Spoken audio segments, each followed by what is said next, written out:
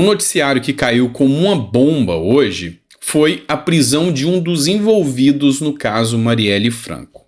Aqui a gente vai tentar te explicar um pouco mais sobre o que aconteceu, sobre essa prisão, quem são os envolvidos e qual foi a manifestação do Flávio Dino sobre o caso. Então, muitas pessoas já viram falar, ficou muito famoso esse caso, é um bordão muito utilizado, principalmente contra aquelas pessoas opositoras ao ex-presidente Jair Bolsonaro, quem mandou matar Marielle Franco, e é muito utilizado pela esquerda como uma acusação de que Bolsonaro tem envolvimento nesse caso. Mas será que tem? O que se tem até agora? Quais os argumentos que são utilizados? A gente vai explicar para você como isso aqui tem implicações, como isso aqui afeta o mundo político como um todo. Bora entender um pouco mais sobre isso? Só não esqueça de curtir o nosso canal, compartilhar. É sempre importante que você faça isso para a gente alcançar mais pessoas, ter mais engajamento. Lembrando a vocês que o nosso intuito aqui é ser mais imparcial possível. O intuito é que você efetivamente entenda esse caso, que é um caso emblemático. E a gente precisa de mais dados, de mais pontos para estar discutindo esse assunto aqui. E o meu intuito aqui é te explicar um pouco mais sobre o caso. Vamos entender? Vem comigo. Olha só, a matéria que eu selecionei aqui para trazer para vocês, mas qualquer jornal que você entrar hoje está falando sobre esse caso da Marielle Franco. Vamos só refrescar a sua memória. Marielle Franco foi uma vereadora lá do Rio de Janeiro, do município do Rio de Janeiro, muito conhecida pela esquerda, do PSOL, e ela foi assassinada, brutalmente assassinada, juntamente com o seu motorista. E aí começou-se investigações sobre esse caso. O primeiro ponto emblemático aqui é: qual é a competência dessa investigação? Porque se discutia se isso deveria ser investigado pela Polícia Federal, se era um caso que deveria ser federalizado, ou se seria discutido só pela Polícia Estadual. O porquê que o pessoal da esquerda argumentava se tinha que ser federalizado ou não? Porque, segundo eles, há envolvimento do presidente Bolsonaro, ex-presidente Bolsonaro, com o caso. E aí, a gente vai chegar em alguns pontos aqui para você entender o porquê eles argumentam isso, o que aconteceu para chegar até o ponto atual. O fato é que durante a gestão Bolsonaro, o caso esteve sob tutela do Ministério Público do Rio de Janeiro e sobre a Polícia do Estado. E agora, o caso, depois que Flávio Dino assumiu, foi federalizado, ou seja, houve atuação da Polícia Federal buscando novas informações sobre o caso. E a gente começa te explicando a partir desse ponto aqui. Lembrando, o que eu quero é que você entenda efetivamente o que está acontecendo aqui nesse caso. A matéria diz o seguinte, lembrando, nossa primeira matéria, a fonte, revista Veja. O ministro da Justiça e da Segurança Pública, o Flávio Dino, afirmou em entrevista coletiva que o ex-policial militar Elcio de Queiroz fechou uma delação premiada sobre o assassinato da vereadora Marielle Franco e do motorista Anderson Gomes, que levou à prisão do ex-bombeiro Maxwell Simões Correia nessa segunda-feira. Essa delação foi homologada judicialmente e resultou na operação de hoje no Rio de Janeiro. O senhor Elcio revelou a participação de um terceiro indivíduo, que é o Maxwell, exatamente ele que é bombeiro, e confirmou a participação dele próprio e do Rony Lessa. Com isso, nós temos, sob a ótica da Polícia Federal e dos demais participantes da investigação, a conclusão, o fechamento de uma fase de investigação com a confirmação de que tudo o que aconteceu na execução do crime, afirmou o Flávio Dino. Então vamos entender isso aqui. É a primeira fase da investigação Marielle Franco. O Elcio de Queiroz, ele já encontrava-se sob a tutela da Justiça, estava preso por ter interferido nas investigações, e aí a Polícia Federal fez a oferta de uma delação premiada. Esse é o Elcio de Queiroz. O Elcio de Queiroz, e ele, nessa delação, falou o seguinte, olha, realmente eu participei do caso Marielle, eu ajudei no homicídio da vereadora. E quem estava de campana, ou seja, vigiando o caso, era o bombeiro Maxwell, conhecido como Suel. Então ele é quem fez a campana, ficou vigiando a vereadora para passar as informações de quando o fato deveria ser executado. E aí o Écio de Queiroz, ele diz o seguinte: olha, o Rony Lessa é quem estava dentro do carro e eu estava dirigindo. E quem efetuou os disparos foi efetivamente o Rony Lessa, que é ex-policial militar. Então, com base nisso, com base nessa delação premiada, chega-se aqui a 3 nomes que efetivamente agora assumem o caso Marielle Franco. Até então eles eram investigados, eles eram suspeitos, atrapalharam, um estava até preso por ter atrapalhado as investigações, são ligados à própria Polícia Civil e Militar lá do Rio de Janeiro e, por isso, interferiram nas investigações e estavam presos. Mas até agora não se tinha efetivamente um resultado, uma confissão ou qualquer coisa nesse sentido de que realmente eles tinham uma participação efetiva no caso Marielle Franco. E agora, com essa declaração do Queiroz, ele assume de fato o que aconteceu. Houve sim o assassinato da Marielle Franco com a participação deles. Então 3 nomes já foram dados. O que é a grande questão agora que ainda o Flávio Dino expõe? Dino disse ainda que Écio Queiroz também apontou outras pessoas como copartícipes do evento criminoso no Rio de Janeiro. A partir daí, claro, as instituições envolvidas terão os elementos necessários ao prosseguimento da investigação. Não há, de forma alguma, a afirmação de que a investigação se acha concluída. Pelo contrário, o que acontece é que há um avanço, uma espécie de mudança de patamar da investigação, declarou o ministro da Justiça. Então, segundo o ministro da Justiça, o Flávio Dino ainda tem mais gente envolvida. E essas pessoas serão pegas. Tá, e agora, onde entra a discussão política nesse caso? Onde entra as acusações em relação a Bolsonaro? Onde entra a argumentação toda aqui? Enfim, segundo alguns integrantes da própria esquerda, eles queriam chegar até o Rony Lessa. Por que o Rony Lessa? Porque o Rony Lessa, segundo os argumentos deles, tem envolvimento com Bolsonaro. E aí, olha só, uma postagem aqui do André Janones no Instagram dele, só para vocês entenderem aonde são os argumentos aqui da esquerda. Agora, em delação premiada, Écio Queiroz, motorista do carro, no momento do assassinato de Marielle Franco, diz que foi Rony Lessa, vizinho de Bolsonaro e pai da ex-namorada do filho mais novo de Bolsonaro, quem, de fato, atirou e matou a vereadora em 2018. O Bolsonaro já fez manifestações sobre essa situação e falou, olha, realmente, eles são vizinhos do mesmo condomínio, ou seja, não são vizinhos de parede, mas são vizinhos, ou seja, moram no mesmo condomínio, o Rony Lessa.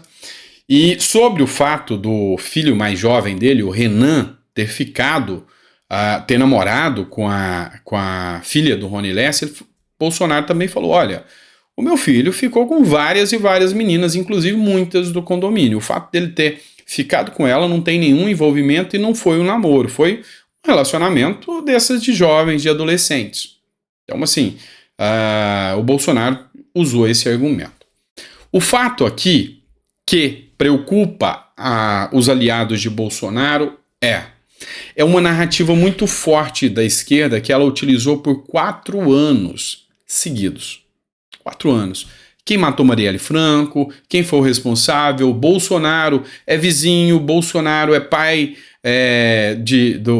Bolsonaro é pai do menino que namorava com a filha de um dos envolvidos. Então foi uma narrativa que perdurou por 4 anos. E agora, segundo, a gente conversou até com algumas pessoas que são da direita lá do Congresso Nacional, eles falam o seguinte, olha, qual que é o temor no caso aqui em relação ao Bolsonaro?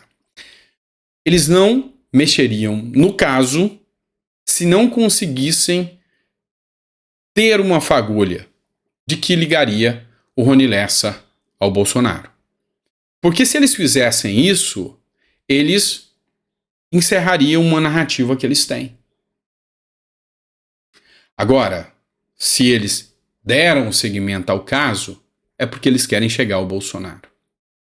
Então, assim, esse é um assunto muito temerário, é um assunto que vai ter que ser discutido ainda, vai ter que ser investigado ainda para chegar realmente aos verdadeiros mandantes, a quem a responsabilização, o que aconteceu, o porquê aconteceu o caso, tá? Então, assim, realmente é um caso muito, muito grave, esse assassinato da Marielle, mas até então, onde se sabe, não há vínculo nenhum de Bolsonaro diretamente ao caso, mas é lógico que é uma narrativa que já existe há muito tempo. E o meu ponto de vista aqui é aguardar, e realmente eu acho que se eles mexeram nessa ferida agora, federalizando, ou seja, trazendo para o braço, para debaixo das asas da Polícia Federal e do Flávio Dino, é que isso aqui vai sair muita coisa complicada, tá? Então vamos aguardar para ter as novas informações sobre isso. E como eu disse para vocês, meu intuito aqui é trazer a informação e sempre trazer essa informação de forma bem imparcial para vocês. E aí, agora a gente vai partir para a nossa segunda matéria do dia, que ainda tem relacionamento a Bolsonaro. A matéria é da Folha de São Paulo, segunda matéria, a fonte Folha de São Paulo. Uma manifestação de Valdemar da Costa Neto. Máquina de votos. Bolsonaro é quem dá a palavra final no PL, diz Valdemar da Costa Neto. Manda-chuva do PL há décadas, Valdemar da Costa Neto diz que a palavra final no seu partido é do ex-presidente Jair Bolsonaro, a quem chamou de máquina de votos. Em entrevista à Folha, Valdemar disse que as divisões do partido que vieram à tona por brigas em um grupo de WhatsApp são resultado de uma explosão da direita e da entrada de pessoal inexperiente na política. O que acontece hoje em relação a Bolsonaro? Hoje, a gente vê que ainda há um sentimento forte bolsonarista. Ou seja, existe muito ainda o bolsonarismo hoje, ele é maior do que o próprio Bolsonaro. O bolsonarismo hoje e o Bolsonaro, ele representa uma grande parte da direita brasileira. O porquê que o Bolsonaro conseguiu tanta força e tanta estrutura no entorno da direita? É porque a esquerda sempre mandou. Havia aquela, sabe, alternância ali, Fernando Henrique, sabe, Aécio, mas na verdade nunca deixou de ser uma esquerda. Falar que aquilo era uma direita, que defendia pautas de direita, como o livre mercado, reformas importantes, isso não acontecia. Então, o Bolsonaro conseguiu sintetizar num momento em que o povo já estava, sabe, digamos assim, cheio da esquerda, e ele conseguiu capturar isso e trazer a direita ao poder. E durante esse momento, Bolsonaro simbolizou a retomada da direita ao poder. E é isso que o próprio Valdemar da Costa Neto diz, é isso que ele estrutura aqui, a força da direita a partir dessa nova reestruturação com base no Bolsonaro e no bolsonarismo. E aí é uma grande importância da fala que o Lula deu lá no ABC, ou seja, nós derrotamos o Bolsonaro, mas ainda não derrotamos o bolsonarismo. E ele quer extirpar o bolsonarismo. E aí, eis a grande situação. Não basta torná-lo inelegível. O bolsonarismo é maior do que o Bolsonaro. Eles precisam muito mais do que isso. Eles precisam realmente fazer com que as pessoas tenham raiva, que as pessoas desistam do bolsonarismo. Isso aqui foi palavra do próprio Valdemar da Costa Neto. Enfim, tanto quanto complicado, né? Vamos à nossa terceira matéria de hoje, e essa matéria a gente tem até um pouco de vergonha de trazer esse tipo de matéria, porque efetivamente a fé em políticos brasileiros é um tanto quanto complexa demais. É difícil você acreditar que as pessoas entram lá e que vão pensar na população. A grande maioria pensa no seu próprio umbigo, mas alguns efetivamente acabam ficando de parabéns em fazer a postura correta, independente se de direita e de esquerda. Matéria que eu trago para vocês agora, a terceira matéria do dia é da UOL, a fonte da matéria é UOL Notícias. Deputados de Santa Catarina criam bônus em benefício próprio de até 15 mil por mês. Olha só que absurdo.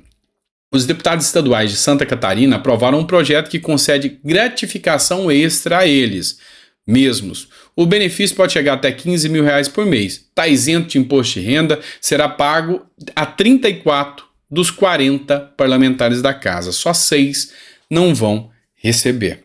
Além de ser isento de imposto de renda, ele é caracterizado como uma verba retributiva, indenizatória. Uma verba indenizatória e não retributiva. E aí isso acaba fazendo com que eles recebam isso livre, além do salário deles. Aqui, ele especifica aqui a forma que ela será paga, um adicional de 50% para os presidentes da casa, enfim, é uma aberração total. Mas olha só esse trecho aqui para vocês entenderem e ficarem mais indignados ainda. O projeto foi apresentado pela direção da Assembleia Legislativa e houve tramitação expressa. O texto foi entregue às 14 horas, aprovado imediatamente, logo em seguida. Enfim, quando é uma coisa boa para o povo, quando é uma coisa que vai ter resultado, é uma lenga-lenga, não sai de jeito nenhum. Mas quando é para beneficiar o próprio umbigo deles, é a jato, é relâmpago. Deveriam ter vergonha. Agora, eu quero citar 4 nomes. E aqui é onde vocês vão entender aquele ponto que eu sempre falo aqui. Tá? Algumas pessoas me criticam. Você é muito isento, você é em cima do muro. Mas presta atenção. Você defende muito. Algumas pessoas de esquerda, eu não gosto quando você fala bem do Aldo Rebelo. Às vezes você fala bem do Paulo Paim. Eu não gosto disso. Entenda. A questão aqui não é só você se definir, eu sou de direita, eu sou de esquerda. Não, se definir não basta. Na verdade, você tem que exercer o que é certo. Esse é o importante. Ou vamos dizer que você não viu muita gente que você votou achando que, esse aqui me representa e diz que é da direita, então eu vou votar nele porque eu acho que ele é da direita e vai me representar. E na hora H, ele vota contra você. A mesma coisa para quem é de esquerda e me acompanha. Eu votei nesse cara, mas olha lá, tirando foto com o Bolsonaro, tá do lado do Bolsonaro. Isso acontece. E é por isso que eu te digo, não é só se denominar, não é só falar eu sou desse lado. Tem que mostrar que é moral, que tem moral para ser um parlamentar. E aqui, só 4 deputados lá em Santa Catarina mostraram moral. E aqui eu quero que você preste atenção. Somente 4 deputados foram contra a proposta. Tiveram moral, para mim. Sargento Lima, que é do PL. Gessé Lopes, que também é do PL, de direita. Luciano Carminati, que é do PT, de esquerda. É do PT e votou contra esse abuso. O restante, que é do PT, votou favorável. O restante, que é do PL, também votou favorável. E Matheus Cadorim, do Partido Novo, que também votou contrário a esse absurdo. Então, aqui fica aquela minha indignação que eu sempre digo para vocês. Não é o que se diz, não é ser demagogo e falar que vai fazer. Fiscaliza. Você colocou o cara lá, é seu papel fiscalizar o que ele está votando ou deixando de votar. O brasileiro tem essa digamos assim, má cultura de votar no cara e daqui a pouco tempo nem lembra em quem votou. Não faz sentido. Não dá para ser assim. Vamos lá. Bora para cima que tem mais conteúdo importante para vocês. Nosso quarto editorial, na nossa quarta matéria, é do Tomé Abdu, citando uma matéria da Gazeta do Povo, do Instagram do Tomé Abdu. Ministério repassa 200 mil à cooperativa do MST ligada a irmão de membro do governo do Lula.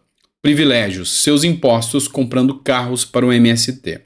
O Ministério do Desenvolvimento Agrário e Agricultura Familiar, o MDA, liberou uma verba de 200 mil para fomentar a cooperativa, vinculada ao MST, Terra Livre. Os recursos serão usados para aquisição de 3 novos carros para melhorar o relacionamento com os clientes do MST. Vale lembrar que o presidente da Companhia Nacional de Abastecimento, da Conab, é irmão de Adelar Preto, que era diretor do Terra Livre na época do repasse. A cooperativa, que já recebeu quase 8 milhões dos cofres públicos, foi sancionada por descumprir o contrato de entrega de alimentos para a merenda. Então, o Tomé Abdu faz essa denúncia aqui acerca da matéria da Gazeta do Povo, que mostra que o dinheiro público está indo para comprar carro de aliado, de membro do governo, e assim, para melhorar as condições ali do trato do pessoal do MST, esses carros acabam sendo utilizados para fins privados. A gente sabe muito bem como é a regra do jogo, a gente sabe muito bem como isso funciona, e é vergonha demais. Como diz o Boris Casoy, né? É uma vergonha. Bora falar do Paulo Guedes? Quem aí lembra do Paulo Guedes, né? O Paulo Guedes, para mim, é um cara que de economia ele sabe muito. Ele é um liberal da escola de Chicago e garanto uma coisa para vocês, o cara realmente dentro da economia liberal ele sabe o que está fazendo. O Paulo Guedes, em recente aparição curtindo uma praia no Rio, ele disse que se afastou do Bolsonaro e se afastou da política, a política ficou para trás. Essa matéria é do UOL, sempre cito a fonte, a matéria é o UOL. O ex-ministro da Economia Paulo Guedes não quer mais saber de política. Em conversa com antigos auxiliares e amigos, o posto Ipiranga de Jair Bolsonaro tem avisado que tem um senso de dever cumprido na vida pública. Eu assino embaixo a decisão e a manifestação do Paulo Guedes, que eu acho que ele está coerente dentro do que ele fez. Ele já deu a contribuição dele, fez o papel dele, e agora acho que chega um momento que você tem que saber a hora de parar. Então, eu na posição do Paulo Guedes, não tenha dúvidas que eu estaria na mesma condição dele. Eu deixaria a política para trás e ia curtir a vida. O que você tem sob seu ponto de vista em relação a essa decisão e essa manifestação do Paulo Guedes? Fala aí. Bora lá, tem mais uma matéria para vocês agora do Instagram do Sanderson. O Sanderson fez uma manifestação contrário ao presidente Lula. Escreveu o seguinte, ele que é deputado federal: passados 200 dias do governo Lula, está evidente não haver nenhum projeto voltado para o país, mas em curso um covarde projeto de vingança. Ou o Congresso age já para conter os sucessivos abusos, ou caminharemos todos para uma república bolivariana do Brasil.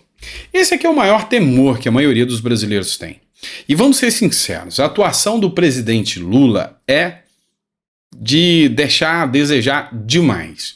É difícil você ver um discurso tão separatista, um discurso tão demagogo como esse que advém do atual presidente da República. É você dizer que quer acabar com o ódio, destilando ódio. É você dizer que quer acabar com ódio, pregando extirpar uma classe da população, uma parte grande da população. É você dizer que quer fazer a picanha mais barata, a economia dar certo, se não tem plano econômico razoável. Ou seja, o intuito aqui é o quê? Pregar ideologia? O intuito aqui é o quê? Discursar junto a sindicatos, junto a foros da esquerda, e brigar contra metade da população, colocar essa população como monstros. Tá errado tudo isso. Tá errado tudo isso. E eu concordo em número, gênero e grau aqui com o Sanderson de que o posicionamento do Lula é precário. É um posicionamento que realmente deixa muito a desejar. Matéria que eu trago para vocês agora é a sexta, eu acho que eu já perdi até a conta da matéria, mas não importa, o importante é que ela está aqui para vocês, tá? A fonte é a Revista Oeste, sempre cito a fonte.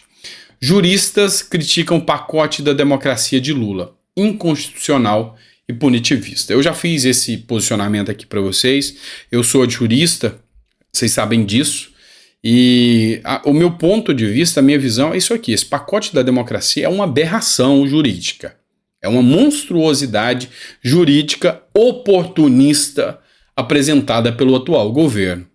E o intuito dela é uma sanha para punir, é uma sanha para justamente perseguir opositores. Nada mais do que isso. Não tem o condão, não visa em momento algum pacificar o país ou realmente estabelecer penas mais duras para crimes sérios. Convenhamos aqui, tá? Ou seja, já existem penas que punem as pessoas pelas suas falhas e pelos seus erros. Agora, leis criadas com caráter punitivista para serem aplicadas contra opositores, isso não faz parte da democracia. Abre aspas para a Revista Oeste. A mais nova medida anunciada pelo governo do presidente Luiz Inácio Lula da Silva não repercutiu bem entre especialistas do meio jurídico. Claro que não. De acordo com juristas, o chamado pacote da democracia, que foi apresentado na última sexta-feira, é repleto de pontos críticos. Divulgado à imprensa em cerimônia conduzida pelo presidente da República e pelo ministro da Justiça e Segurança Pública, Flávio Dino, o conjunto de propostas sugere, entre outros pontos, punir com 40 anos de prisão quem atentar contra a vida de ministros do Supremo Tribunal Federal. Ações como essas foram definidas como inconstitucionais e punitivistas por vários juristas, e eu sou um desses que tem esse entendimento. Essa medida é teratológica, essa medida tem uma falta de bom senso, uma falta de moral que, sabe, parece até uma piada, mas se for uma piada, é uma piada de mau gosto. Então, com toda certeza, isso aí não coaduna com o que o nosso Brasil precisa para ir para frente. Isso aí é, sabe, algo que pouco merece qualquer tipo de expressão positiva, porque não tem, tá certo? É isso, pessoal, espero que vocês tenham gostado desse editorial, é sempre um prazer estar aqui com vocês, e a gente volta daqui a pouquinho, tem mais um editorial para vocês. Grande abraço e até a próxima.